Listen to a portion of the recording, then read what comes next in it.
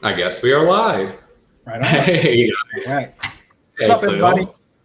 Yeah, thank you guys for joining us tonight on this Bill Coxless vacation episode of Comic Art Live interview section.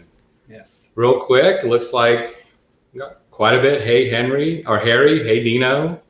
Hey Eric. Hey Chris. Hey Billbot. Alfredo. Billbot's okay.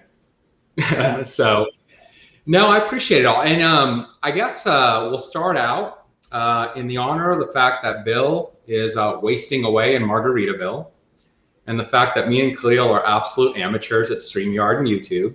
Yep. I thought it'd be fun to introduce a little drinking game / hydration game for those that don't imbibe for our broadcast, so you guys can play along at home. So here are the rules of our drinking / drink a lot of water game. So it's good for your health. So first, rule number 1, for every time we have a technical difficulty, either take a drink or write drink in the chat. And before the show, we were looking at the art that we're about to showcase, and I didn't format it correctly, so you guys have a guaranteed 11 drinks throughout the show. So, you can thank me for that one. Rule number 2, after every long, awkward pause where we're searching for something to say, feel free to take a drink or type drink in the chat. Rule number 3, for every terrible joke or one-liner, which I will be probably responsible for the majority of them. Right, because I don't do any of those. Everything I do is all. No, everything you say is prophetic. I just sit and listen in awe. That was a terrible joke, so that was just a test run. And number 4, this one, for every time you see a piece of art that gets shown today by our guest Duke Fleet, that kind of takes you back or you really appreciate, instead of taking a drink, write cheers or cheers to it, because he's got some fantastic stuff to show you guys today. And finally, either symbolically or literally, for our buddy Bill Cox, he's out there trying to get his tan on, and I will say he says it's successful, but he's got a long way to go, so we'll see what he comes back with. I hope there's some type of sunglass line or something. Pour a little out for the homie Bill Cox as he enjoys his vacation. So that being said, a quick introduction to our guest today before I bring him on. You guys know him on CAF as Duke Fleet. So Duke has been a collector for a long, long time with just an absolutely fantastic collection. And this is strange. I've known Duke via social media chat for well over 2 years. Especially in the pandemic, we chat constantly. Me and Khalil are in the same chat group as well. And outside of today, where we did the test on StreamYard, and we've talked on the phone, I consider him an absolute friend. I have never seen what he looked like. So it was kind of strange to actually bring him on StreamYard and see Mr. Fleet. And it's not what I expected. I mean, the guy's a dead ringer for the Winter Soldier who doesn't work out. But he's bigger actually. We'll see when he comes on. He's got 2 metal arms. So that's right. And we're happy to have Duke on. I feel like he's a little bit of an enigma in some ways. I've been interacting with folks on CAP over the years, and it's like, hey, Duke, he's got a real good collection. Do you know who he is? No, nobody knows who he is. So we're unveiling tonight. And I already have a technical fail. I am not seeing how to highlight comments here. So everybody take a drink, and we'll get this figured out. I'm just going to do one. See? Hey, Mikkel. Oh, you don't have admin rights. I got the power. Oh, we'll do this one. All right, so I'll do the comment highlighting. There was something about handsome men earlier. I was really trying to highlight that one, but that's all right. Somebody was talking crap about my Bears hat, man. All right. Well, without further ado, speaking of handsome men, let's go bring on Mr. El Duque, Duke Fleet, or as everyone knows him colloquially, and I'll ruin the surprise, Mr. Dan. Mr. Dan. Hey, Dan. Hey, Dan. There he is. Come really on, looking forward to Hello. All right. We're looking forward to hear what makes you tick tonight, man. Oh, the tick? Yeah. Ben Edlund. That's a bad joke you have to drink now. Yeah, back me up in the chat though. I mean, dead ringer for Sebastian Shaw, who and I didn't go through the Marvel workout regime, right? Yeah. There you Fair go. enough. The middle All arms right. on the other side. Yeah. Well, this is with Dan, and we want to do something a little bit different. We don't have Bill's gravitas, so what we're going to do. Dan was only made aware of this a short time ago, so we actually have to get to know Dan real quick. Me and Khalil built a pop quiz. So the objective of this quiz is for us and for those people that are tuned in to kind of get to know you pretty quickly. So you need to answer the questions fast. Me and Khalil will alternate. And well, let's see how it goes. Yep. So we're going to start out easy, as in safe. If you could be in charge of Marvel or DC right now, which company would you choose and why? DC Comics, because they have a longer way to go. Okay. What do you mean? I mean, they're falling behind Marvel and they have better characters. Oh. I'm trying to lay down the gauntlet. Here comes There the you comment. Yeah. Here comes the comment. All the man. Batman fans are going to start railing. No, I don't like Batman. Let's not start with Batman. No, I'm kidding. I like Batman. Go on. They have all the best characters. But, the best not character has Batman. got to be Superman, though, not Batman. Batman is like it's somewhere in the top 10 for me, but not in the first 9, Fair enough. All right. Good answer. Your turn. All right. Dan, what was the last indie book you read, and would you recommend it? Oh my God, I can't remember. No, I can't even remember now. How about this? Is there an indie book that you particularly like that you've read over the years and would recommend to folks? Well, Groo the Wonder is my number 1 all-time comic, so that's an indie book.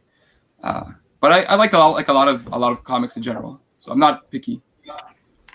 Oh man, that's a cop-out answer. Oh my God! Okay, should I hit Chew because you love Chew? I've never read Chew, but I know that he eats stuff and he can tell the history of something. But that's the entire. Let me just be clear. I don't love reading comics as much as I love looking at the pictures. I'm a picture guy, so comics for me has always been a visual medium. I know in Jeff Singh's video he says, if the artist is doing a good job, you can't even notice the art. You only notice the writing. I'm opposite. I don't notice the writing if the artist is doing a good job. Because I'm not focusing on the writing at all. I like it. Gotcha. All right. Now this one you have to be fast, okay? Okay. If you could force Bill Cox to get a tattoo, what would it be and where? It would have to be a picture of Mike, and it would have to be on his chest. A dueling dealer's tattoo? No, just Mike. Like life size. It's just a bust, life size. Done. I like it. I like it. Let's make it happen. All right. Dan, if you could permanently switch galleries with someone on CAF, who comes top of mind? Dave Mandel. Okay. Yeah. He has many good things, but he has one thing I need. Before I die, hopefully I'll get it, but probably not. So if I got that one thing, I'll trade for the whole gallery just for that one. I can't tell you what it is. What is it? No, I can't tell you. He can't No, I can't tell you. Actually, if it had to be one thing, it would have to be Eric Roberts because he has like the ultimate Gil Elfgren painting. But yeah, no, Mandel for sure for comics in general. Yes.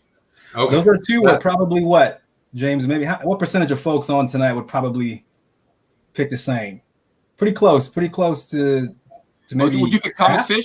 Thomas Fish has got like a pretty good stuff. Oh, Tom too. Yeah, that's right. Solid. Fair enough. Okay. Let's see. My turn. Some guy has a Lobo piece, and that might be a worthwhile gallery as well. Lobo one. The owner nice of Lobo Buscema. I tried to get him to do a surprise guest appearance today. Okay. Yeah. But of course, didn't work out. So he was going to show off the Lobo one, but I think he's walking around like in a baby carriage somewhere. Yeah, walking around with it. Mm-hmm. You wouldn't leave it at home, right? Would you leave the house with that thing? No. What is the one piece you have the biggest regret selling, and how much would you pay to have me and Khalil return it for you? I got some sleuthing ability. I don't have any regrets selling any pieces, to be honest with you. Yeah, I have regrets not buying pieces, but I don't have regrets selling pieces. I wish there was. Mm-hmm. Yeah, I don't know. Maybe it might have something to do with Psylocke, but I can't talk about that one yet. All right. Hey, All right. Yeah, banging some nuggets out. All right. Then, so next question would be, if there was anything about the hobby in general today, collecting art, that you could change, what might that be? I would make people more direct. I think a lot of people are very they play too many games. When you try to talk to another collector, they either lowball you or they ask leading questions. They're not willing to talk directly. And I think just being more clear and fair with each other, I think that's the best way to go. I like it. And let me say hi. Hey, Paul Pappas is on tonight. Yeah, buy your lottery tickets. This is like a once in a lifetime coincidence. It means you're lucky. You have to buy a lottery ticket tonight. No, dude, I told him you were going to be on, and you jumped right on. I want to go to Florida. Like I said, you draw on the collectors. Yeah. Okay. He might be worthwhile to have his collection, right? Because 18 billion pieces. I'm not sure how much. If you need to build a house with comic paper, you got plenty of material. Oh, yes. And he keeps them coming, man. He keeps them coming. Covers. All right. We are on number 7. Who would be victorious in a UFC match, Jim Lee or Todd McFarlane? And would Rob Liefeld ambush the winner in the locker room? I don't know about Rob. Rob's a nice guy. I would say it's got to be Todd McFarlane because he likes to walk around barefoot, so he's probably like into the martial arts and stuff. Jim's a short guy. He is Asian, so he might know stuff like Bruce Lee because he got the last name. But he's not. I don't know. I feel like he's more of a family man. He's got to live for his children. Yeah, I would say Todd for sure. Todd. He's got to live. I don't think Todd would lose. Todd played hockey as a young man. He knows how to give blows. I think that sounds wrong, but you know what I'm saying. Context. Fair enough. All right. We got a few more, and then we're all going to be art. Thank God. So Jim's ripped apparently. I didn't know that. So that might help him too, Dan. All right. Jim is ripped. I believe it. Yes, but he's like a midget. Right. He's like Tom Cruise height. Which is my favorite art. Usually I prefer his art over Tom McFarlane, but fight in a fight for sure, Tom McFarlane. Yeah. Fair enough. I think Todd would grab any weapon he can or make anything a weapon because he will not lose. He's got that. They got competitive spirit. That thing. So. But Jim draws better than Jim. You know what I'm saying? That is true. That wouldn't help him. No. Go ahead, Capullo. I'm sorry. I just read this by Eric here. Okay. I shouldn't highlight it, but I'm going to. All right. I said like in hockey. Yes, like in hockey. Like in hockey. Yes. Like in hockey. He's coming for Dan, no work was mentioned, If you were stranded on a deserted island and you had an unlimited amount of comics, but they had to be by one artist, who would it be? Right. Sergio Aragonés. Look at that, Sergio Aragonés. Oh. Yes, for sure. Because he's my favorite comic book artist. That's good to know. That's good to know. Are we going to see some Sergio later? Probably, yes. At least one. At least one. All right. There's only one in there, so guaranteed not to be more. Two, I'm curious. Who's that? Sounds like an easy first. So whoever's in second is going to be a distant second. Who's the distant second? There's 10,000 more after. I'm like my taste is very broad. Probably number second will be Charles Adams. Okay. From Adams Family creator, that guy would be number 2. Maybe Ben Edlund would be number 3. I mean, for artistic purposes, see, this is where we're getting to story versus art because all those guys have stories that impacted on me, and the rest, a lot of art that I collected strictly for art sense. Like I love Terry Dodson and David Finch and Jim Lee, but those are not because of stories; those are because of strictly beautiful art. Like really good art. So, if I had to pick the best artist, I would probably not pick these 3 guys as my favorite technical artists, but because of stories, I guess it's fair to pick those. I mean, all you have is crab meat and coconuts on this island, so you might as well go with something you enjoy. Yeah, that's right. Coconuts is enough. Crab nuts, coconuts, and Sergio. There you go. Oh man, two more, and then. Oh, I thought we're done. Okay. Have you ever considered your career as a stunt double for Sebastian Shaw? Sebastian Shaw. Okay. Winter Soldier. Oh, okay. Man, on that kick. I thought it was the Shaw guy. Isn't Shaw the guy from like Fast and Furious? Maybe that's what it is. Shaw? I don't know. Give us a profile. Sebastian Shaw. He's Bucky. Okay, Yeah. I did not know that. Go on. Yeah, Is that his real name? You gotta stop. I just call him stop Bucky. working out so much though. You gotta chill, kind of. I gotta work out. Yes. Get a little Yeah, smaller. gotcha. Get a little smaller. Everyone drink. That was a technical failure. Yes. Or sorry, enjoy your water or whatever. Or whatever it is. Yeah, drink whatever you can. Hey, Okay, Dave. you've kind of answered this question in a way, but if you in buying a piece, how would you rank these in order? There's 4 of them. The art, purely the art, like what it looks like. The artist, him or herself. The nostalgia aspect, nostalgia / story, and then the cost. Like if you had to kind of rank Nostalgia is number 1. The artist is how it looks is number 2. The artist is number 3, and then the cost is underlying everything. So if you can't afford it, it doesn't matter. Those other 3 just kind of doesn't matter. All right. Otherwise, I'd have the $840,000 EC cover, you know, because I love to see people like hanging people and scary stuff. No, All right, just that costs more than my house. Yeah. So reconcile something for me. You had mentioned when it comes to comic art, you like seeing it, and over the years, what you resonate with you was the story, right? You wouldn't read it if you liked how it looked. So just now you said nostalgia, though. Is that because of the feeling you got looking at those books way back when? I think the longer I collect, the more I realize the pieces I like the best are the ones that have nostalgia to them. And nostalgia doesn't have to be just because it's comics that I read. I think nostalgia is like a broader word. So it could remind you of something else. So for example, I love Superman or Spider-Man or many of those characters. And so if it has those characters, it could be a modern piece, but it could still be nostalgic in the sense that the character is nostalgic, you know? And so, but if it's a piece that I remember loving or being excited about when I was younger, that adds like an extra weird emotion. So, you know. Awesome. And just because he's a master of comments and questions, here's a bonus for you, okay?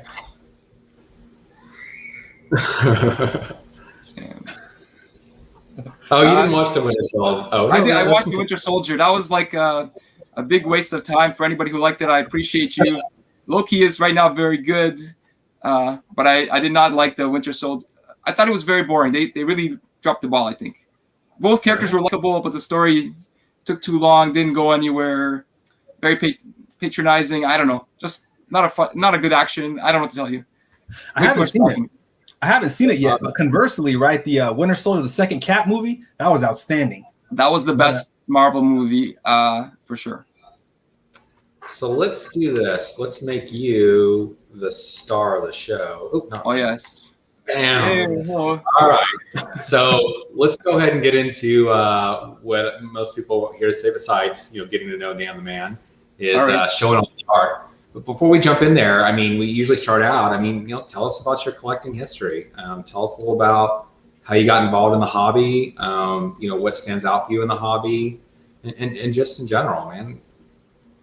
In general, I started collecting comics. Let me do the Ruben style story. When I was 4 years old, I discovered there was a thing called comic. No, I'm just gonna skip to the. So I did collect comics when I was a kid, and the first time I found a piece of art was at a convention. It was a stack of pages, like $15, and I didn't really know what it was. Well, I kind of knew that it was art, but I wasn't excited about it. But I thought I should buy one, so I bought one, and I would go to conventions and meet artists, and that got me interested in comic art. I did like everyone's sketches first. I have 2 or 3 sketches that I hung on my wall for years, and then a few pages randomly, and it didn't really get exciting again until maybe about 7 years ago when I got back into it. But in between, I took a long break. I had a few pieces that I bought in the 90s, and then I stopped. And everything came from artists initially, pretty much. But now I find pieces like in different places. Yeah. And from knowing you, just in previous career and currently, I mean, comics and art in particular has always been part of your life, right? Yeah. So I'll tell this story. So when I was going to comic conventions at the age of like 10 to 12 or so, right? There was a lady in the lineups. We'd have shows like every month or every couple of months, and I would always get there like 8 a.m, 2-3 hours before the show. I always wanted to be one of the first people in. And there was a lady. She always carried these black sketchbooks, and she would get sketches. And I remember distinctly. She had like Jim Lee. She had Walt Simonson. These are like all girl characters. She had Huntress, Wonder Woman, Storm. All the girl characters. And I thought, wow, I can't afford that. I should get my own books and fill them up. So having seen that, I started drawing, and I was a terrible artist for many years, but I liked it. And also when I went to meet the artists at the shows, they were using what's called design markers. They were like, I guess, color markers, and I was excited by that. And my mom actually recently showed me some old drawings I did in, when I was like 12. And so I just loved to draw since that age. And later on, I became, I worked as an animator for about 10 years. And I also ran my own, comic store for about 20 years. And so I'm really into comics, if it's not, but I guess the collecting part was always there since I'm a little kid, Yeah. What kind of animation did you do? I did animation for little children. So Backyardigans, Handy Manny, things that you would not watch because unless you have little kids watching. I got a 5-year-old, 6-year-old now. I know Backyardigans. And a few other shows, but it was all like all the shows I worked on were all like preschool kind of shows. Yeah. Hey, Dan, let me ask. You've got about 140 something pieces in your gallery. Okay. And it's like you set it up in 2016. So right. I wanted to ask, like over that time period, like the last 6-7 years, whatever it is, right? How have your collecting tastes, strategy, whatever you want to call it, changed or not? It's completely changed because at the beginning I was buying art that was nice. Like if it looked good, if it had a nice image, I was interested. I was interested in the technical aspect of it, and I didn't really have a goal specifically. But then over time, I started learning more. When I look through the art, there's certain pieces when I look at them, I have a little of an emotion, and other ones I look at them and I feel nothing. And so what I've been trying to do is weed out all the ones where I don't feel anything. So every drawing or every piece of art has a meaning to it, has an emotion to it. Because for me, art, what I enjoy about it is the emotional feeling I get out of the art. Whether I'm excited, I could be excited about the technique, but there's something there. It's not just there's just another drawing, right? Because there's millions of drawings and you can't get them all, and so right, focus on the ones you really speak to you in a way. I gotta highlight this one because it is a long-running inside joke between you two. But oh, hey, John. So for those who don't understand this question, John has a wonderful calf gallery, but 90% of his art is 100% like male figures. Whether it's a villain for Marvel or a superhero, but there's almost no female characters whatsoever. And I always joked, I said, the male ratio to female ratio is too high. You don't have a balance. You need more of a balance. So he always jokes back to say that I have, like if I have a Psylocke piece, I also have a Spider-Man piece. They're kind of more balanced. I have a more balance of male and female characters. Whereas his art is like 90 to 95% male. And I asked him if that's because he prefers male or if it's because, he feels more comfortable showing his wife that he only doesn't want to look at cartoon women. I mean, there's no real shame in comic book art, but I thought maybe, so I always joke with him and he jokes back. So that's what's going on. Well, I don't know if you've ever seen John in real life, but he's got, the same level of muscles as a lot of those superheroes. So I think it's just John can beat me up for sure. And he's a surgeon, right? So he probably cut me up and whatever. Yeah. It'd be deadly. All right. All right. Dan, I think, right? Real quick, second part of this question is that you said weeding out the ones that don't make you feel something. So when you're doing that, you're selling them. What are you selling? Are you selling them to replace to get something else? Like, was there a next big target or two? There's no target right now. Pretty awesome. There used to be a bucket list, and that bucket list has been basically filled about 2 years ago. So now it's more just, if anything, I have a few like wish list items, but they're not required. And we'd like to Okay, so I think Gene Park did this on CGC forums, and he talked about buying new art by selling old art, and that inspired me to not spend more money and just sell some pieces to buy other pieces. And also, I'm trying to get my I watched the show Hoarders. Anybody worried about becoming a hoarder? I'm a little concerned. Look at this stuff behind me. So the goal is to get rid of stuff when I get new stuff, and so it makes it. It makes the selling a lot easier because if you look at a piece, you go, well, that's not as good as something that I have, or I don't like it as much as something that I have, then you can not buy it. You can keep away from it. And if you like it better, then okay, good. Now it's a reason to get rid of something.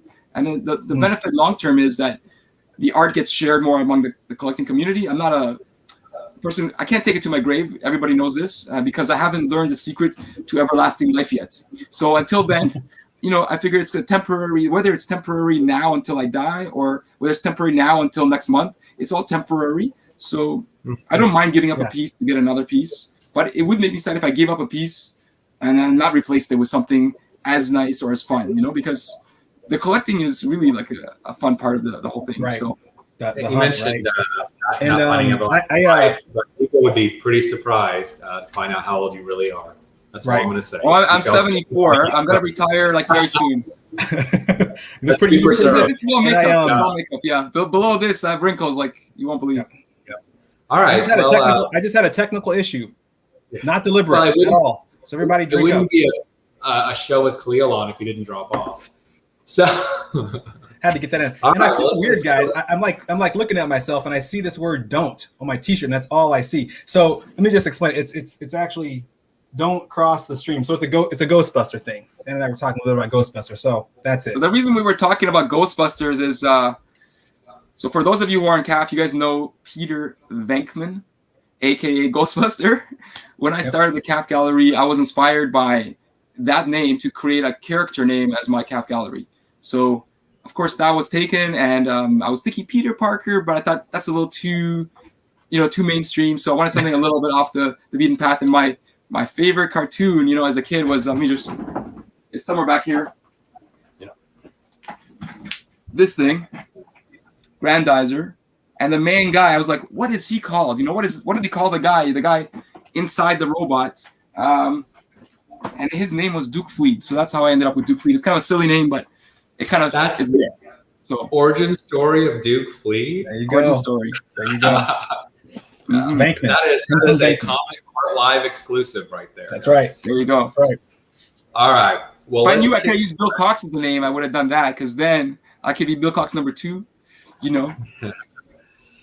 Well, let's start with your first piece. And the good news is, because of how I got these formatted, that these pieces are going to hide my face. Nice. So we can flip it around. Well, you know who the handsome one is, Khalil. So you need to make sure you keep on. Oh, God. There we go. I'm teasing. I had to be featured when you talk about this one, man. Go ahead. Okay, Go ahead. Talk what you're going to talk about. So everybody might recognize this is Spider-Man in the black costume. This came out in the mid 80s. I remember buying this series off the stand. Actually, I bought a lot of Spider-Man comics. I didn't really know there was a difference between Amazing Spider-Man, Spectacular, any of those. I didn't know there was a difference. But when I was about 10 years old, I went to my first comic book convention. And at that convention was Ron Friends. And I remember there was a guy with a stack of 50 copies or more, I don't know, of Amazing Spider-Man 252, the first black costume in Amazing Spider-Man. And he was getting them signed. And I couldn't believe, why would anybody do this, And back then, people would sign inside the comic. And so I was impressed. And at any rate, I was collecting Spider-Man. So this is a piece that came up at auction several years ago. And I had already missed other pages that came up at auction previously. So when this came up, I just kind of had to go all out to try to get one. Because for me, this is the most nostalgic Spider-Man. I love Spider-Man in the red costume. But the stuff that I started collecting, when I started collecting Spider-Man, that he had the black costume. And that's, for me, the favorite, most nostalgic Spider-Man, I think I might have been the bidder who bowed out at that time on this page. And yeah, it's funny because for me, it's a similar story. Not to hijack, but yeah, same thing, man. This is the time where I first got Spider-Man books, and Puma. I've always loved that character. This is his first appearance, the prior issue. This is where you kind of first find out that the black costume is actually alive. Just a great page, man. Love it. And everyone here on the chat, YouTube, we've already settled that if Dan is moving this piece, KG is where it goes. Right, Dan? I think we. If you find me another black costume Spider-Man page that you like less that I like more, I would trade it. Yeah, you've got to like it more. I get it, right? And I mean, I'm not married to this particular one. I just wanted a good example from this run. Yeah. So if the Puma is more important to you, it wasn't for me the Puma. For me, it was Spider-Man, and it's an action page, and it's Ron Friends. So if it's Ron Friends, black costume, and it's a nice shot of him, I might be interested. That's what's important to you. Right. It feels like a PSA where everyone help KG out. Find him a page that he can trade for Dan's page. KG has too much art though, so I want to play in the arms of the angel or something in the background, because I think Khalil's got a tear. It's a great piece, man. Congrats. Love it. All right. Moving on. We're just going up from here. Yeah, we're not gonna slow down. Nope. Bam. So I picked this piece to show because, just a little bit of it. I like to educate, and so if you look at Spider-Man on this cover, I had this cover. What do you call it? Like restored. So when I bought this cover, it was very yellow. The stats were coming off, and the biggest issue was if you look at Spider-Man, on top of Spider-Man was the exact same figure in a stat version, and the difference is they made the stats smaller. I think the purpose was so that his body wouldn't be cut off by the edge, and he would be fully on the cover. So they statted it. They made like a photocopy or a copy, then they pasted it on top. Then they liquid papered around the edges so that he would basically all you would see is the new version. And when I had it restored, there was another person on CAF. I don't remember. I apologize whose gallery it was, but they had a Superman cover where the same kind of thing happened. Superman was statted on top of a drawing of Superman. All they did was change the size of him as well. And Robert Dennis did the restoration. He did an amazing job for that one. I was so amazed. And when Robert was doing this, he said, "Do you want me to remove this, or should we leave this and just do the rest of it?" And I was like, "Absolutely, I want to see the art." And it's controversial because I changed the cover a little bit, but the stats still exist. I have it, and I could put it back on and use whiteout and go around that character and block it to look exactly like it did. So I don't think there's any advantage to having it with the stat if the art is underneath, right? If the art wasn't there, I totally would not have done this. But he peeked a little bit. Robert Dennis peeked a little bit, and he said, "Hey, the art is all there," and he worked meticulously to clean it up. I mean, it took him a long time, and he was. I don't want to say he was bitter because he's a really good working guy, but he definitely worked for his money to fix that up, and it looks much better afterwards. So I'm really excited. And Marvel Team Up, for what it's worth, was one of my favorite collection comics of the time. I love Spider-Man, but Spider-Man with other characters was just my favorite series. Probably I had almost every. I want to say I had every issue to that series as a kid. Like I managed to collect it all. Spider-Man, amazing. I only got from issue 100 up and a bunch of early ones, but this one I had pretty much the whole set at one point, and because it was more affordable, and it came out in the 70s instead of the 60s. So this is just an example of that, and I wanted to share it to you for anybody who's wondering, should I restore stuff? Yes, you should absolutely restore stuff if you have the chance. Yeah, one of the things that I've always liked about you're pretty critical as far as looking at composition of art, looking at the elements of the art. So I meant to do it on the last one, but I want to kind of ask on every piece. I mean, what attracts you the most about this page? Is there any particular element that you gravitated toward, or is this one all nostalgia? So it's gonna sound basically, if it's a Spider-Man piece and it's a Marvel Team Up cover, I like it. It's really simple because I like the whole, any art from that period. And what's great, if you could see this cover compared to some of the covers that I collect now, which are modern day covers, they're not pin-up covers. They're like story covers. So inside of this, there's a story going on. It's like a moment from the story is on the cover, and a lot of modern covers are missing that, So what makes this fun for me and why I am gravitating to try to get more old covers now is because I love the story aspect of it. Yeah, that's right. Plus, according to Eric here, the cover kind of sounds like James. I'm a disembodied voice. It's kind of cool. That's true enough. And I can attest to Robert Dennis's work. I've had a few pieces done, and then interesting. I had a similar situation where I had a cover by Alex Saviuk, Web of Spider-Man 80. It had 2 overlays on it for the title lettering, right? The lettering at the top, it was completely blank on the artboard. It just did not display well with the 2 overlays because they had yellowed and whatnot. So he actually put a stat, and it kind of matched the color of the board up on top, cleaned up some glue. Now it looks great. Now it's not the exact same situation, but I can just an example of attesting to the good work that Robert does. That's a great cover, man. Dude, and I think at the beginning I was worried, like, would spending the money, would it increase the value or not? And Robert's opinion was that it doesn't change the value, and I think he's right. So it's just a matter of if you think you would enjoy the art more, because a lot of times with all the glue and stuff, it was a little bit distracting. I know some people like to see it weathered and beat up, but for me, I mean, it's not adding anything. It's only taking away age, a little bit of the age. It's just revealing what's underneath. It's not right. So in that sense, I feel like it's not cheating, Like if you sorry, go ahead. I was going to say, I mean, there's at least like 68, 69 watching on YouTube. If you put it up, I think you'll have 68 or 69 claims. So I don't Oh yeah, think you can claim. Yeah, it's available. It's only $10 billion. Yeah, no, I'm kidding. I think, like I said, Yeah. the art's probably the most important piece, and I don't think anyone would argue with process Right. going through.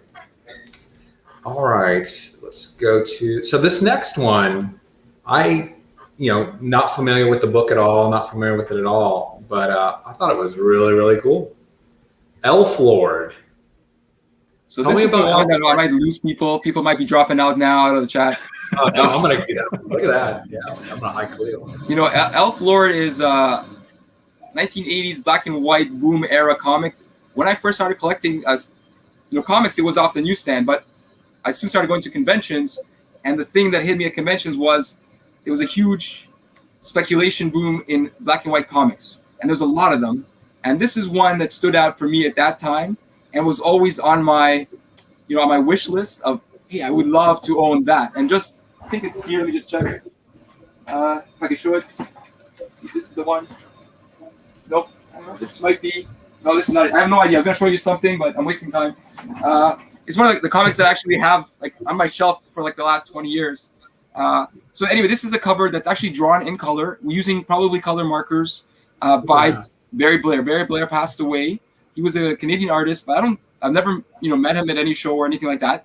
And as a teenager who liked to draw, I used to copy some of these covers and some of the artwork from them. And for me, it was very, very nostalgic. And I always wished I would get it. And then it turned out this artwork, and along with another issue of this, was in a collection of an esteemed collector who passed away, I think. And that collection went through Comic Connect, and it was like Planet Comics #1 or whatever, something worth money, right? And I didn't think anybody was going to bid against me, but I kept bidding until I got it, because really, I was waiting for so many years to get this one. So for me, this would be my #1 most nostalgic piece in my collection, other than maybe the Amazing Spider-Man. But as a specific piece versus an era, this would be the #1 most nostalgic piece. Gotcha. So how long was the run, the Elf Lord run?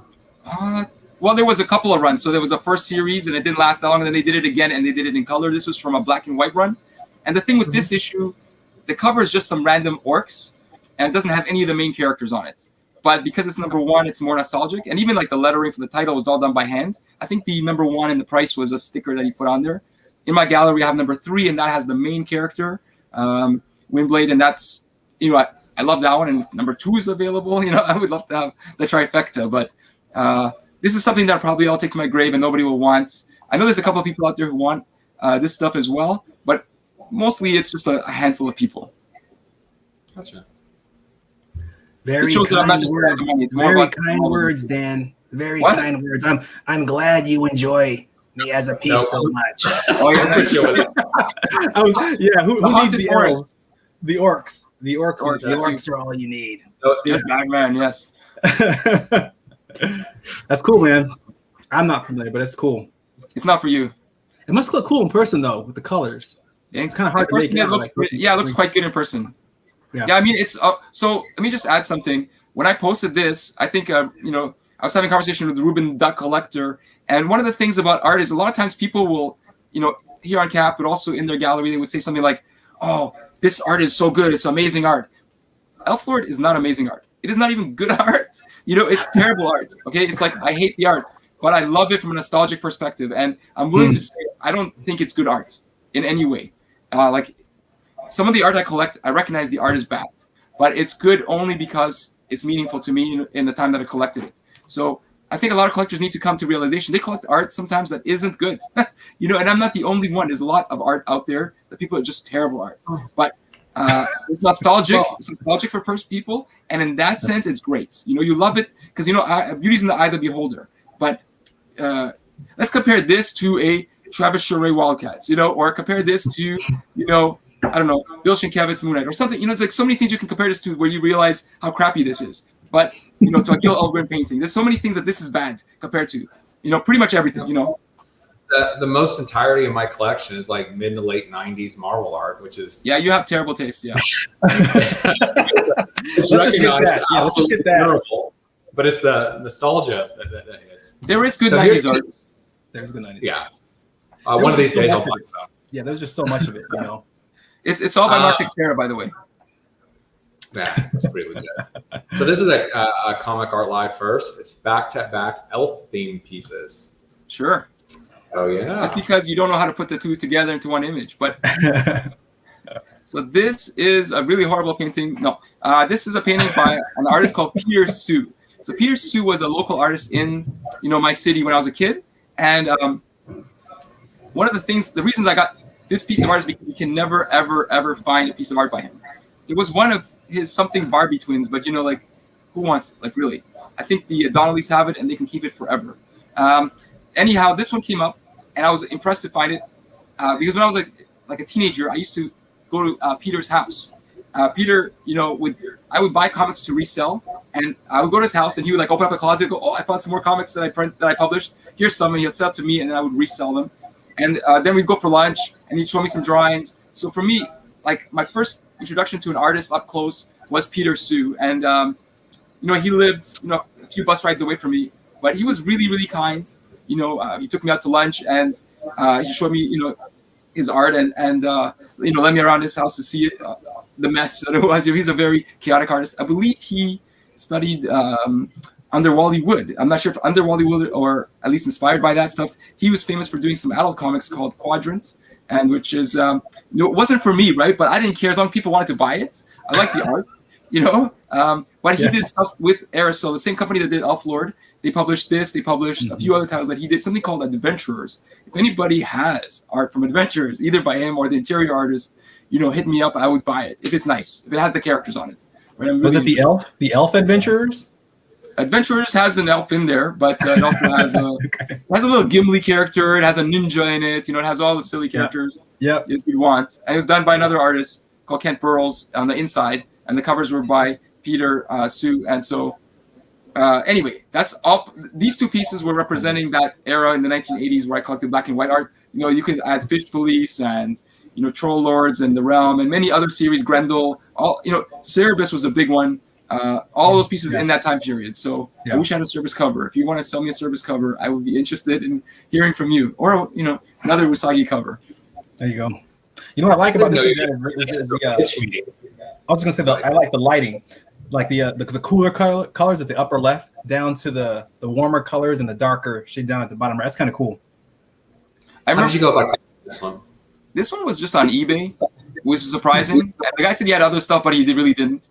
And this piece is quite big. It's probably maybe almost 3.5 feet or tall, and maybe about 2.5 feet wide. So you would like it just because you like giant art.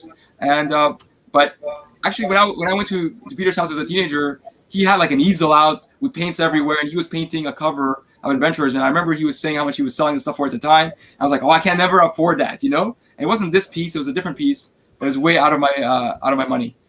Very disturbing, yes. He knows that. I'm not here to hide my interest in. Well, Marcus said this one, not enough orcs. I'm like, orcs and harpies. We need more harpies. There's a skull in the back. It looks like he's got an afro going on there because of the clouds. That's an orc skull. We got it around here. Yeah. And then maybe that guy in the bottom could be an orc. The guy in the, maybe. Apocalypse Now version of the poster at the bottom. Well, let's move on over to Khalil there because everyone wants to see Khalil, and we're going to go to it. There you go. All right. Oh, this one's going to be a special one for you, bud. Okay. There it is. So I mentioned that Sergio Aragonés is my favorite comic book artist of all time. It's because I started reading that, with the first issue for Marvel Comics or Epic Comics. And I'll just talk about this piece first and not talk about why I like Groo. But this piece is an old sketch. And when I had seen it on a site, I knew I had to have it, even though I don't collect sketches, because it was very old and it demonstrated the Groo, of the early period. So Groo started at Pacific Comics and maybe Eclipse, and then he moved to Marvel. And he looked like this before he refined him. If you think of Peanuts and you think of how Peanuts looked at the beginning versus what Peanuts looked like later, there was a design change, when he moved further along. And he was a lot meaner. Like when I read back those early stories, he was not a likable character. And this kind of demonstrates that version of the character. And then when I went to post it on Cap, I did a quick search and I realized this piece predates the first appearance of all the Groo comics ever, and by about a year. So this would have been, I don't know why he did this drawing. There hasn't been Comic-Con for a while, so I haven't been able to ask Sergio. Because Sergio is a staple of that convention. And but basically, if I could just share a story, like when I was a teenager, and we would go next to our house. There was a convenience store. We would go there first, and then we would look at comics, and then we would get on a bus and go to the mall where they had another store with much better selection of comics. And I remember buying Groo from the first convenience store and getting on the bus with my friends, and I started reading Groo #1. And then the next thing I know, I look up, I missed my stop. My friend never told me, that he got off, and I had to go turn around to come back to the mall. So I was so engrossed in that story, and since then I've been a fan. And basically, I've bought every issue, including anything that Sergio does. And having met Sergio at Comic-Con a few times, he's like the sweetest, nicest guy, and he's like bilingual and not bilingual, maybe, I don't know, he speaks like 5-10 languages. So he's a great guy, and he can draw really, really well as well. And so this was a neat piece. I'm showing it because it's the piece I have in calf from Groo. So what from the Groo story kind of related to you, or what grabbed you that made you such an adamant fan of the run? So it's a humor series. I don't know if he would go over as well today, but it's he kills like everybody. He's a completely dumb character that kills everybody, but he's very likable, and but there's no blood. It's not a bloody comic, right? But a lot of characters. He's not smart, but he's really good with the swords, and there's a lot of humor to the series. The series is very, very funny. And then having grown up, and changing my political perspectives and so forth, what I realized is I'm not sure, I can't prove it, but I think the writing was by Mark Evanier. I think the writing is kind of very like libertarian kind of. It's all about let people make their own decisions. It's all about corrupt governments and people, tyrants telling people how to live, and Groo having to save them from tyrants, things like that. So it's a very, I think it also has good values. At the end of each story, there's a moral to the story, and I just love that, as a kid, and I still love that today, I always like the Wanderer, like Conan the Barbarian, or that's right. It's a copy of Conan. Yeah. Well, Cerbus was a copy of Conan, and so is Groo, but they're like different takes, but they're both like that. Yeah. Groo's the Samurai Conan. That's cool, man. I'm sorry. Did you say where you got this? I got this from a dealer who had it sitting there, and when I saw it, I was like, "Oh my god, you have this piece. It looks really old." I didn't really realize what that was. 1981, the year before the first appearance, but it was old enough. I didn't really care. Like that was not the reason to get it, but because I had a modern sketch I got from Sergio directly, and I ended up giving that up after I got this because I didn't think I needed to have that many pieces. I have a page from Groo, but it's not on the galleries because it's in a frame, and it's hard to. I don't take pictures of frame stuff, so This next one is a personal favorite of mine, and hope that it reflects. And while you transition, Dino said "fleed" spelled backwards is the elf. I like that. that was pretty good. That was pretty good, man. Yeah, he's the most creative guy on CAF for sure. Dan, what percentage of your collection is on CAF? Chris asked that question. All the good stuff is on CAF.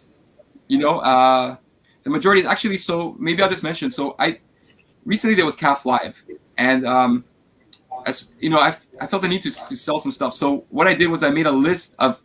I didn't really know how many pieces I have, so I actually went through my portfolios and art on the wall and whatever, and I wrote down every single piece of art.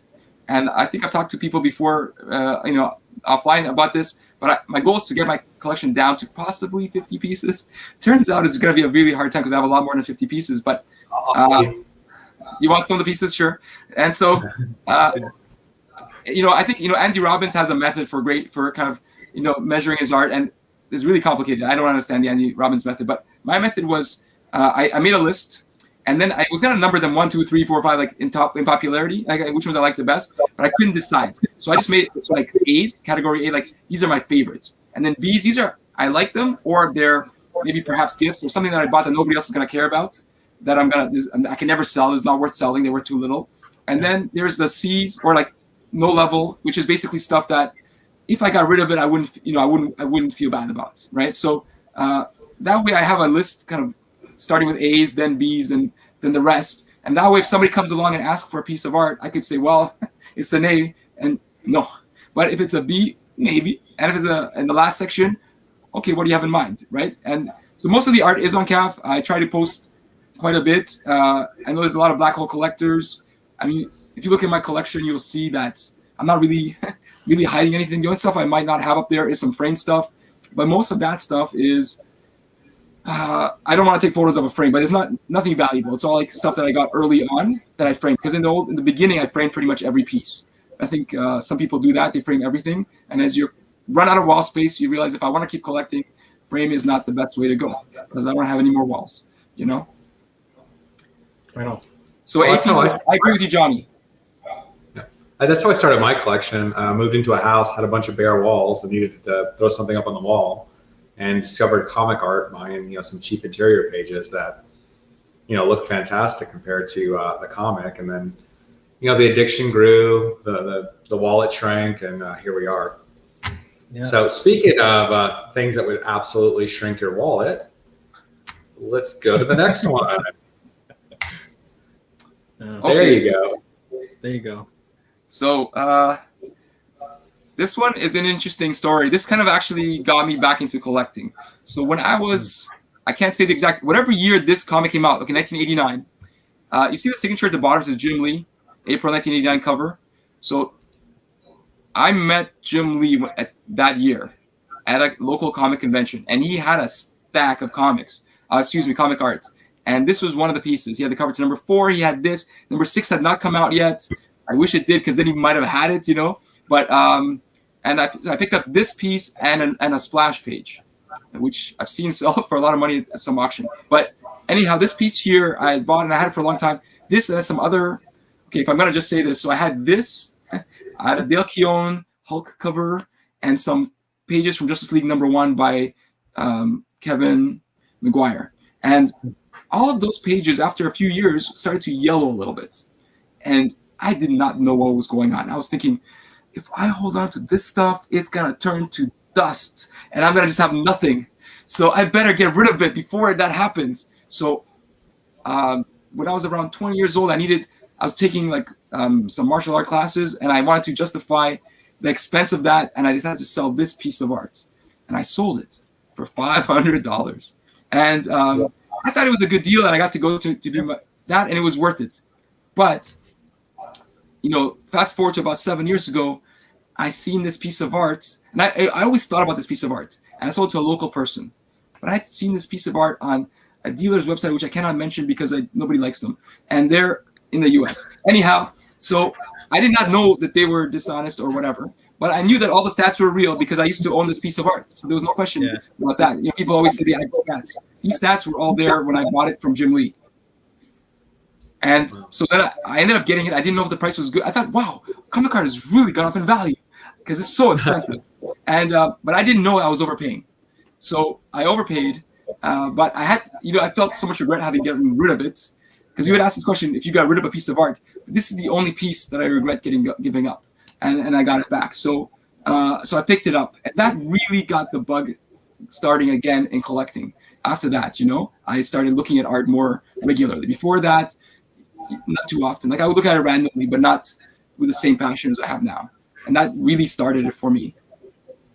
That's nice. And what's interesting is, you see the background? It's like a broken door. They're breaking through a door, and in the actual cover, Marvel replaced that with I don't know what to call it, rainbow beam. I don't know, there's yellow and kind of brown kind of color lines, And so I had a photocopy of this before I sold it, and I always kept the photocopy.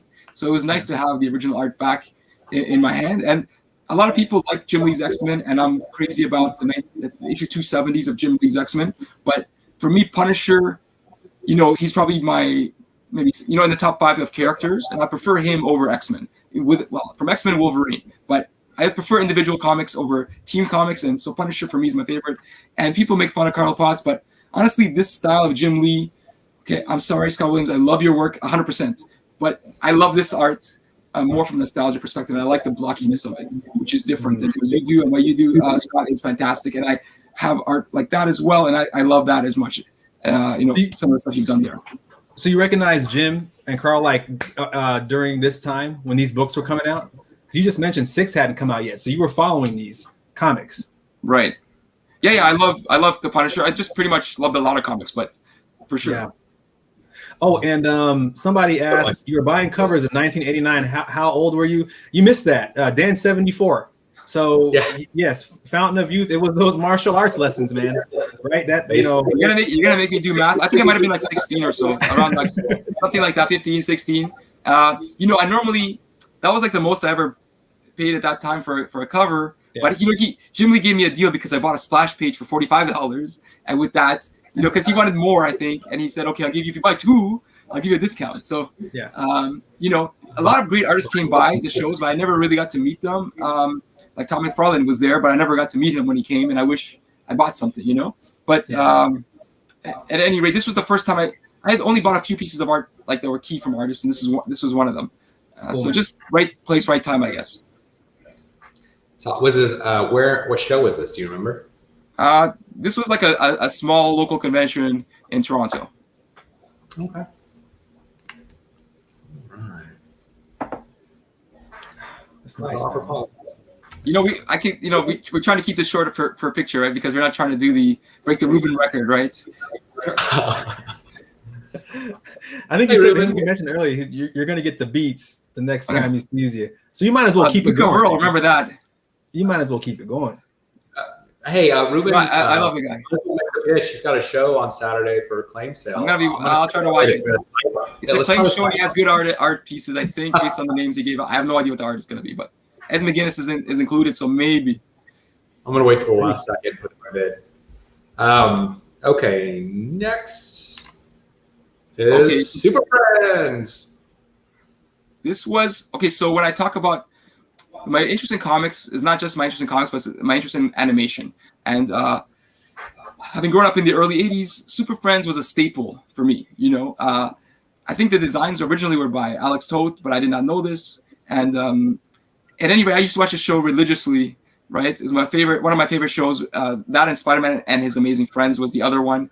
And when this piece of art came up, I just couldn't believe it was available because I love the show so much. I had to go for it. And I'm not specifically a Supergirl fan, but it has pretty much all the rest of the Justice League characters there, and it has the twins, which, they're cheesy, terrible characters, but there they are. They're not bad. If you like the show, there's a lot of nostalgia.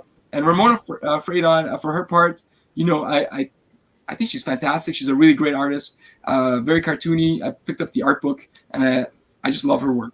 I just like Superman showing off the guns in the background. Doing the full. You can tell this is for kids because it has all the little kids there meeting the superheroes. There's a one that we're not showing because I guess it didn't have quite the story on here, but you got the cover where Superman shot an adult movie. Is that correct? So my favorite Superman story of all time is The Man of Steel by John Byrne. And when I read that, I read Superman, was it Year One by Frank Miller, but or whatever that's called. Hold on, is Man of Steel a euphemism or? Yeah. Let's talk about Todd again. So no, Man of Steel by John Byrne. That was like my favorite Superman story of all time, and so I love John Byrne's version of Superman. Everybody made like his X-Men run. I started collecting X-Men with I guess John Romita Jr., Barry Windsor Smith, those guys in the 170s, 180s. But Man of Steel was really my introduction to John Byrne, and I loved it. And so I got an action cover. It's not on here, but it's by him, and it represents that period of my collecting. It's a little bit later, but if you have the Man of Steel art and you want to sell it to me, I will be interested. All right. So, hey, man, whenever you get an interview here, you got to get some plugs in. I'm looking for some thick art if you have any. There you go. Yes. Or if you have your B and C collection already organized, you're always up for a trade, right? That's right. There you go. So trading is really tough because you have to have 2 people with the exact pieces that the other person likes. I made one trade in my life, and it was with Will Gabriel, and he's a super nice guy. And, he came to me, so I had the slightly upper hand, but I wasn't expecting to trade. But he made me a deal, and it was worth it, and we both got what we want out of it. But deals in general, I think, would be very difficult because, if you only have one piece by a certain artist, like I gave up an art by a guy who had one piece, it's very hard because, like where's the benefit really? If you're giving up the one piece, like if I give up this Ramona Fradon, it's the only one. Well, if I got something else, what could make it better than this? Do you know what I mean? If I'm doing a trade. I'm sure there's something. I just can't think of it. You know what I'm saying? Yeah. All you gotta do is get multiple pieces by the same artist, right? Then easy fix. Yeah, well, I plan to win the lottery and start doing that technique. Yeah, great plan. Yeah. Is there a lottery in Canada? Yeah, not so much. Well, there probably is. I'm thinking more like the Tom Vu system, Tom Vu Real Estate. The guy who he have the infomercials and he'd be on a yacht with like beautiful women, like look at all these beautiful women, whatever, right? And then he was like the best, and he inspired me to be but yeah, you need to be like him, right? Now, if that was your background, that would have been awesome. Yeah. Cheating and people. then I wanted to ask real That's quick. my background. This is not comics per se, but so you worked in animation. You appreciate animation. Is there any like animation in general, whether it's American, US based, or otherwise, that you really dig to this day? Some of a couple of your favorites. Like you mean like films or TV shows or what? No, I guess it's anything. Could be film, could be TV shows. I guess in my head I'm thinking TV shows because we talked about Ghostbusters at one point, and you mentioned Super Friends just now. So I guess that's what I'm asking. Yeah, like the there's a lot of bad TV shows that I liked as a kid. A lot of them were the Japanese anime, like the Grandizer and Guy King and all those kind of characters I really liked as a kid. That was my favorite thing. Do you remember Battle of the Planets? I don't know if anybody remembers this. Yeah. It's terrible. It's like, just do not watch it now as an adult. I mean, Thundercats also does not work for adults. But Casey Kasem was the voice on it. Scooby-Doo, like all of those cartoons was my favorite at the time. For feature films, probably Iron Giant is the number one, most favorite animated film. I'm excited for the new He-Man show Sorry? coming out on. I'm excited for the new He-Man show coming out on Netflix. The new He-Man. He-Man is really good. Yeah. Buy new toys. Is there anything in your collection from the animation side? Do you have cells? Do you do anything along those lines? Not really, no. I have like cells from Little Nemo in Slumberland, but just because they were like affordable. At one point I was like, ooh, this is cool. I can flip the animation. Because in animation, traditionally, animators would flip the drawings to see it move. And there was a pile for sale which had like the cells with the drawings, and you could flip them, and that was exciting. And I bought it just from that angle of it. Yeah. But I don't really collect. The thing with animation art is it's pretty much the cells are basically nowadays photocopies that have been colored in by some person in almost like a factory job. It's not. I mean, they're artistic, but they didn't create the art. And so, if you want the original art, there is original art out there. I got to see the Guillermo del Toro exhibit, and he had some beautiful animation concept art and paintings, and that stuff is amazing. But really, I'm trying to limit my collection because I can't afford everything. So that's really what it comes down to. Right. Gotcha. Just to check in. I was going to say, if you look in my gallery, there are 2 pieces by Tom Moore. Tom Moore is the head of a studio in Ireland. They did movies called Song of the Sea and Secret of the Kells. And I don't know where these originally come from, but they were at auction. And he painted these amazing watercolors of each of those. And when I saw them, because I liked the movies a lot, they were traditionally drawn movies. It was like, I can own the art by the creator of the movie. It's like owning a Walt Disney drawing, of let's say, I mean, I know he didn't draw Snow White, but imagine like he did Snow White and he drew, I know he did Mickey Mouse, but if you had a Mickey Mouse drawing by Walt Disney, it'd be just like that. So I couldn't pass the chance to get it. And the art is beautiful and I like the movie. So that's probably the closest I have to animation art. And you can see that in my gallery. I have a TV movie section, and that's kind of how it's organized. That's cool, man. Some people are commenting on some of the shows and whatnot they like. I know you have a McGinnis Thundercats piece, but that's kind of both, right? That's a comic, but obviously coming from the show, I was excited when that comic came out because visually it was good. So I bought the DVDs, and I made a mistake of watching it. And now it's like, because the worst, it's the voice acting. It's not the animation is so bad. It's the voice acting is, they talk like a like a robot, So basically the whole time there's absolutely no personality at all. So it's really terrible. Really terrible. You made me laugh, dude. You guys seen Battle of the Planets? Remember Battle of the Planets? It's horrible. Don't bother. This is where somebody made a comment that I guess they might make a live action version of it. So it's gonna be Hollywood's out of ideas. I don't know what to tell you. I watched the live action of Battles. What's it called? Star Blazers from Japan, and I enjoyed it. And that was another one of those shows that I liked. So actually, there was a guy on eBay. He had some art from the 70s by a Japanese art from Japan, but then he reneged, and I never got the art. But it was like amazing paintings of the ship, But anyway, he just canceled. He took the money and had to ask for the money back because he refused to ship. He disappeared off eBay. That. And Nick Barucci mentioned Star Blazers a minute ago. And hi, Nick. He said, "Hey, what's up?" But yeah, he mentioned that. You should publish that, Nick. Just you to need to publish check more in. things with guys, so John and I could be happy that there's more males in your comics. We like Fred Stania, we like Vampirella, but you need to add some guy stuff. You know what I want to see, man? Is you remember he has Brave Flash Star? Gordon. I know what's going on. Do you remember Brave Star? That was the last Filmation. Yes, show. yes, I love Brave Star. It didn't last very long, but that was my first exposure to like a space western. I just remember looking at it, and visually it was crazy, man.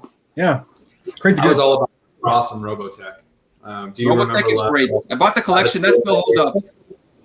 Yeah, I got the little bookend toys and everything, but now they're buried in a box somewhere. I'm gonna have to work. That one still holds up. Yeah.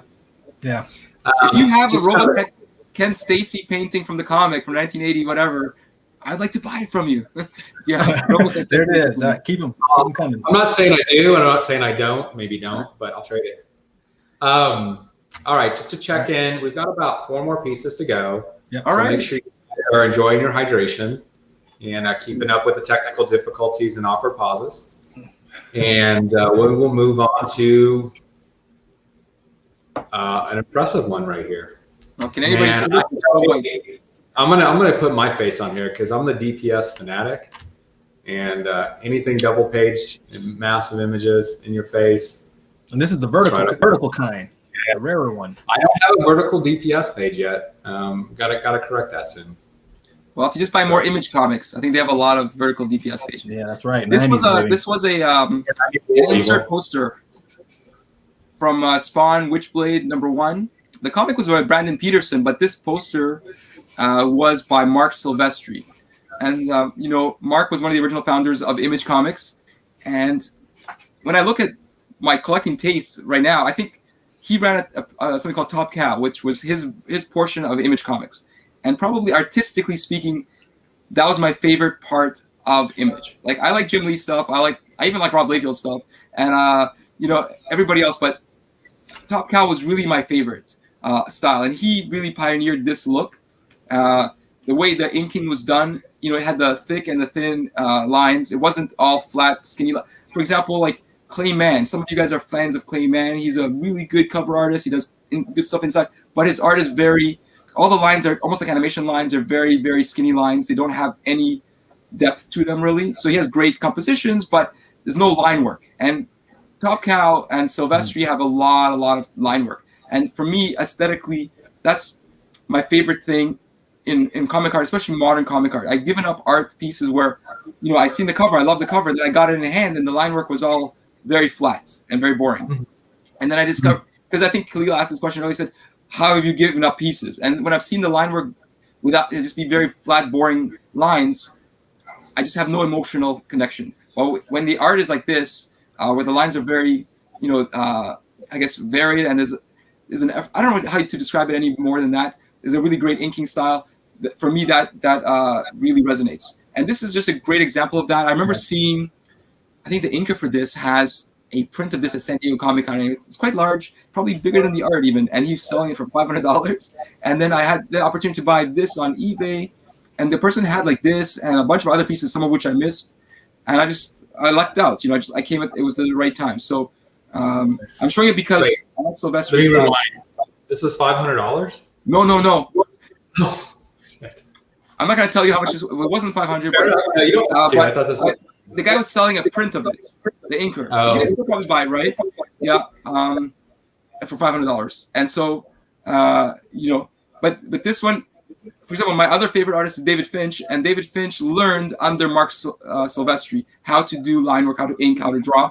And so, when you look at Silvestri's work, you realize how many other artists he influenced, right? He influenced Michael Turner, he influenced maybe Clayton Crane to some extent, and now he does paintings, right? I think so, but he influenced a lot of artists, and for me, that's my favorite style of Image comic art. Is this one a frame by any chance? No, so I don't have, nothing that I have on my calf is framed, so this is not a framed piece. It's gorgeous, man. Yeah, it is. And then a 50-50 male-female ratio on that one too, I think. Yeah. Well, on the horse, it's also animal. we don't know. We don't know. Yeah, we don't know what the horse Well, is. the animal Fair could be enough. male or female. Yes, all right. It's a non-binary horse. Got it. Good with that. This one gets to cover both of our faces. Speaking of DPSs, so let's see if I can arrange. You mean yours and Dan's, right? I hope so. We'll see what happens. Oh, okay. Great. Oh, everybody. Who we got here? Yeah, you can fit in there, Dan. I could fit. I know, but I'm trying to like. We're gonna. This is the cover to. We'll peek around the sides. This is the cover to Wizard Magazine by Greg Capullo, and at one point, I had a few different Wizard covers, and when you're collecting, sometimes you go a little crazy in your mind. And you think, there's only maybe like 150 issues of Wizard, and some of them had 2 covers, and some had 1. I bet I could, if I work hard, I could probably own the entire collection and one day have an exhibit, a private exhibit of just Wizard covers, and it'd be like my entire, like the Duke Fleet collection of Wizard covers. And then I seen some Wizard covers I didn't like, and I realized that was a giant, terrible idea. So I got rid of a whole bunch of them, some of which I liked, but I kept only one, and this one is probably my favorite. When I bought it, I was unsure how much I liked it, but it seemed like I should go for it because I did like Spawn.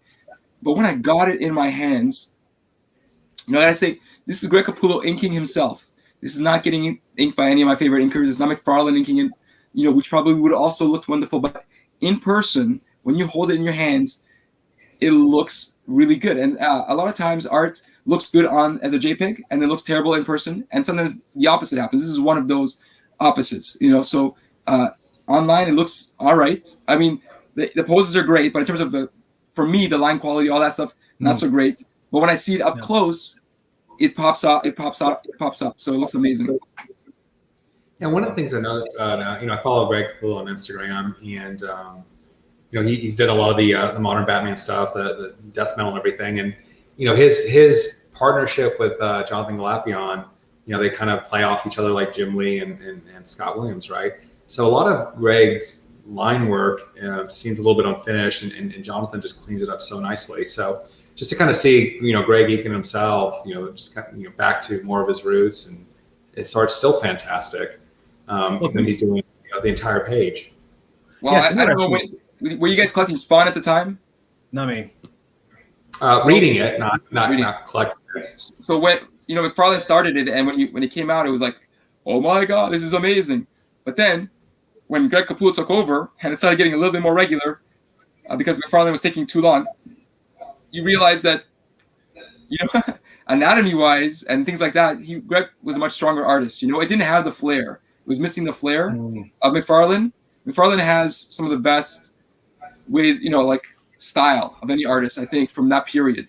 But in terms of just strictly from technical perspective, I think Greg was a much stronger artist. And now, I didn't like it as much because it was too serious, compared to. But over the years, I've learned to appreciate it a lot more. That's a nice piece. I like the depth to it too. As you move left to right or right to left, however you're looking at it. And it's a 50 piece for John. That's right. And it's funny. James, you had mentioned Galapion, right? When I think about Greg's work and some others, they have a kind of edgier, scratchier kind of bent to it, right? And he kind of holds that, right, while adding to the finishes. I think some inkers are a little more finished, kind of rounder lines, but Galapion on Greg, he keeps his edge, his scratchy kind of look to it. I didn't like his Batman art as much because I thought it was getting too cartoony. And I like cartoony in general, but on that one I felt it was a little too much, and I thought the lines were a little too thin. Again, I'm really into lines, so if the lines are too thin overall, then it's just like artistically not as interesting for me. But it depends on the artist. Like Sergio Aragonés' line is thin, but there's just so much like liveliness to the art. It doesn't really matter. But well, I'm gonna grab that cartoony comment as a segue to this next one, and this one has nostalgia written all over it. So speaking of cartoony, just so I can use the line. Oh yeah. Space Ghost. Space Ghost. I recently bought the DVD collection to watch it with my kids, and every episode is exactly like every other episode. If you watch those old cartoons, they would repeat the same plot every episode. But the best thing is the laser sound effects. So, but what do they sound like? Give me an example. I can't do that. I'm sorry. It's beyond my pay grade. Maybe Khalil could try it, or can you bring in somebody? As a disembodied voice behind the art. Yeah. This is from the 1986 or so one-shot graphic novel. I think it was Comico, and the drawing is by Steve Rude, and it's painted over. I think it's airbrush by Ken Stacy. So Ken Stacy is another one of those artists that used to live in the city, and I met him as a kid, and I loved his art. He had like the cover to Marvel Fanfare. It was a double cover with Iron Man for $500, and I remember thinking, "Oh my God, I would go to a show for $50." So, yeah. Sorry, Khalil. It's not okay, I'll try again. So, now we're getting the. You're hearing Space Ghost voices. Yes, we are. I don't know why. No, but Ken Stacy is one of my favorite artists. So when this came up, it was an easy decision to get it. And I've had people try to buy it, but they always offer less than I paid for it. So it's because I think I really, really love this particular one shot. And I'm a huge admirer of Steve Rude. If you meet him at a show and he carries these sketchbooks, even though he's been drawing for 30 years, he's got like studies that he keeps doing every single day. Things like, look, here's the back of a man's head, and here's how to draw a neck, and here's how to draw an ear. And like, he doesn't need to do this. Like, he's like an accomplished artist, but he's still doing this because he's so introspective. And this is from the 80s. This pose specifically is a copy. This is a copy, I think, from an Alex Toth drawing, but it's like the first page of the book, and it presents really, really well. And I'm super happy to have this as a Ken Stacy / Steve Rude piece. So it's rad. Awesome, man. Well, from a comment here, let me bring Khalil back in so he's not hidden. It's great design. Space Ghost is just a great design, man. Yeah. Yeah, we got one more piece, but what I appreciated about what you shared today, you got a lot of other fantastic pieces on there, and I kind of asked you, where's that Psylocke #1 cover, and you were just like, it's nice. It's just I get to see some ninja girl's butt. There's no story behind it, so I'm like, oh, okay. But I love the curation that you brought today as far as representing your entire collection. Yep. But outside of that, comic art, you mentioned it before. You collect a lot of illustration art. So the last piece that we want to kind of finish on, and Khalil, Dan, and I had a goal of getting this thing under an hour and a half to get you guys on because it's a school night, is part of your illustration collection. So wanted to share this piece, and I think it's absolutely beautiful. I've got no comment on it because I don't know anything about it, but there you go. And I'm going to put Khalil. So before so this is a drawing or a painting. It's by an artist called Albert Dorn. And for those who don't know, Albert was an illustrator in like maybe the 40s and 50s and 60s. And besides being an accomplished illustrator for magazines, the reasons he's famous is because he is the founder of something like the first online school, the correspondence school. It was called the Famous Artist School. And the idea of that school was a whole bunch of famous artists at the time, like Norman Rockwell and John Whitcomb and Robert Fawcett, and there's a whole pile of these guys that were very famous illustrators of magazines back in the day. They started a school. They created lessons teaching what they were good at. If you guys remember Wizard magazine, it would have the lesson. It's like that, except the value was you would get these lessons delivered to you, and then you would do the work, and then you mail it back. And then when it got back to their to the Famous Artist School, there was teachers who were art teachers, and they would critique your art. They would draw over top of your art, say on vellum, or sometimes write on the art and say things like, you need to, do this or do that. And then they would mail it back to you, and then you would do the next lesson. But the catch was that it's possible that sometimes like Norman Rockwell or Albert Dorn or one of the other big guys would come into the office and pick out one of these, homework assignments and do the teaching themselves. And this was like a bonus. So a lot of people joined. If you just go back to me for a second. Yeah, man. So yeah. So this is like a famous artist. This is one of the books. So this is a Famous Artist School. For those of you wondering what it looks like, it was like a giant binder, and it had lessons in there, and you would do the art. So Albert Dorn, did some of these, and I fell in love with Albert Dorn's drawings for sure because they're very expressive. And just to show you an example of, so that Albert Dorn thing would have been a drawing or an illustration that was an advertisement for Chrysler, but you know, they would appear in magazines like this, 1950s magazines, and here's another one. You know, I bought these off eBay just because I wanted to see more art. I'll just show you an example. So back then, they would use illustrators, to do art, you know, and instead of using photography. In the 60s, they got more into photography, but early on, there was a lot of painting going on. And so illustrators were very famous, you know, in their time, because magazines would sell like millions of copies. But this is the kind of stuff that I collect. I collect art that appeared in magazines like this. And Albert Dorn's, the subject is soldiers. I didn't pick it for that. I picked it because I love the artist, and I was never, ever going to see another piece. I also love the expression on the main soldier's face. I like the way he rendered the hands. You know, there's a lot going on there. This piece, like all the pieces that I collect in my illustration gallery, they're all story-based. You know, we've seen some CAF live with collectors of illustration art, but that word is very general. So I don't collect science fiction art very much. I don't really collect, you know, adventure magazines, although I collect men's adventure magazine art now as well. But I like things with a story. So if the image shows a story, you know, comic book pages tell a story. And all illustrations always told a story of some kind. And so I loved it for that reason. And I wanted to show Albert Dorn because I thought this might appeal to comic artists or collectors because it's in black and white and just really well done. I might have missed it. When was this piece painted or created? It's on my gallery, but I don't remember exactly. It's either 40s or 50s, but if you want to check my gallery, you can see for sure. I don't have my computer on right now, other than this, you know. How big was it, Dan? It's pretty big. It's probably like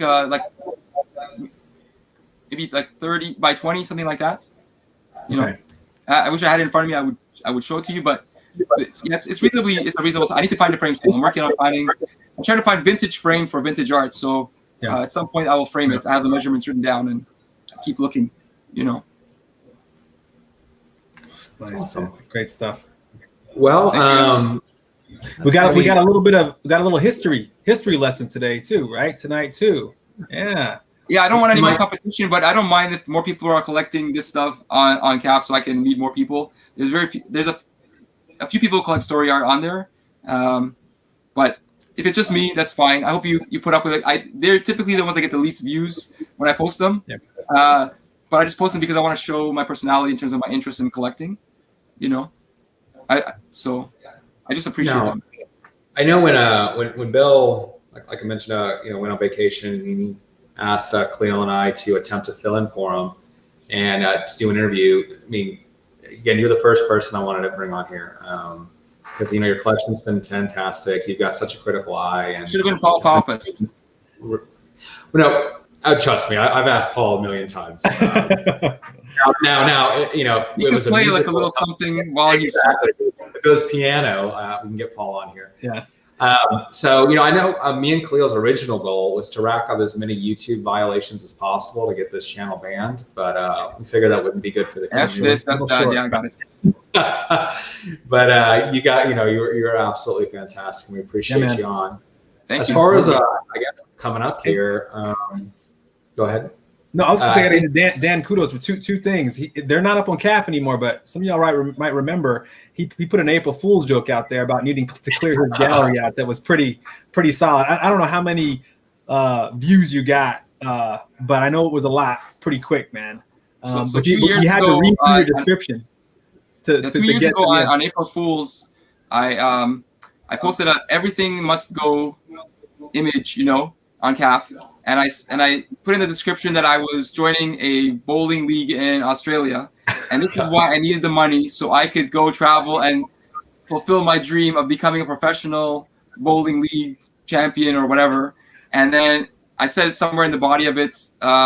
If you read this far, please recognize what today's date is because I'm not being serious. And it got like something like 500 views in one day, and I took it down the next day because, of course, April Fool's is over. And I didn't want that to linger. I put it up recently just for fun. I was planning to reissue it for like April Fool's, but then COVID hit. I was like, and I didn't feel so funny at that time. You know, like everybody was so serious, so I didn't put it. And then but it was interesting to see how many people were looking at everything. I got a bunch of emails before people realized, possibly because some people don't speak English, and they just look at the title. They didn't hey, there's a lot of wonderful collectors that live in other countries on CAF, and their English might not be, first. And I did not state outright that they're not for sale. I just said, pay attention to today's date. I was being coy about it, but anybody could read between the lines if you spoke English, right? But if you didn't speak English, it might be harder, right? With Google Translate. So, I appreciate, actually, there's a lot of wonderful art from Italy and other countries. If that's affordable, but. Yeah, I remember when we started chatting initially, and I didn't quite catch on to how dry your sense of humor was. And we had a blow-up session between us that we ended up hashing out. I felt really bad too because you're a generous guy, and you actually sent me a vintage Marvel sticker right before we had our super generous conversation, and so that shows up in the mail. Like, I am such an a-hole, but we figured, we connected from a humor perspective, and I get it now. Yeah, it's been great ever since. Yeah, you were such a nice guy. Can I just make my first DPS? Your first DPS? What is it? No, nothing. No, go ahead. No, I was gonna just implore something for people watching. So if you have a CAF gallery, this is like a pet peeve for me. So you can keep doing it just to piss me off or whatever, but you do not need to have galleries named after your artist, because at the bottom in the yellow box, it has all the artists, and if you click on that, you'll see all the pieces by that artist in your gallery. So in my case, I do it by character or by publisher or by theme, and any of those seem reasonable because they collect different stuff together. But if you say, here's all my, Tom Grummett art, it's not going to be as helpful because you just look at the bottom and there's all Tom. But if you break up Tom Grummett into sections, okay, fine. But the goal is to not have it by artist, and each artist has one piece. Those are like the worst, because just leave it at the bottom and then create a gallery that makes it like DC or Marvel or 80s or whatever. Somebody correct me if I'm wrong, but I think when CAF was in its infancy, it wasn't like that. And so that's why people organized it as such. I didn't know that. I could be wrong, but I think that's what it was, why a lot of the old school galleries are structured by artists, because that's what you had to do. I didn't know that. So I think the same thing, Dan. Just pissed off every old collector out here, or older. Who are you calling old? There you go. All right. Well, let's go ahead and wrap it up under 1:30 to keep that. Thank you. I was going to say what's coming up. Sunday is going to be the Collectors Conversation Show. I think it's the last show amateur hosted by us collectors, but it will be our buddy Mikhail, and he's going to have a pretty fantastic panel. So I encourage you guys to tune in on Sunday. I will plug Ruben's claim. I think that's. I'm just going to do it anyway. Stuff on Saturday. So check that stuff out. Snipe anything you can. I don't even think that's the format, but give it a shot anyway. Yep. And everyone that tuned in, really, really appreciate it. Hopefully this was enjoyable. Kind of demystified a little bit on the Duque El Fleeto. His name is Dan. And everyone have a fantastic night. And we will talk to you soon. All right, everybody. See you soon. Oh, and drink. If you haven't caught out, drink. Get your drink. Drink. All right. Y'all take care.